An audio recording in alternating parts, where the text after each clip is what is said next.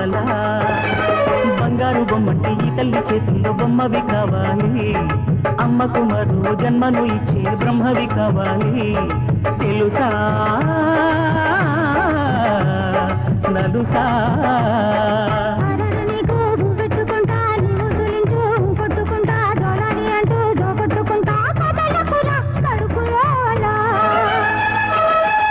పోయేరా నిద్ర పోయేరా ఒడ్డింక నీడోరా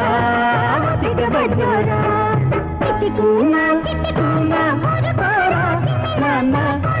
బంగారు మారా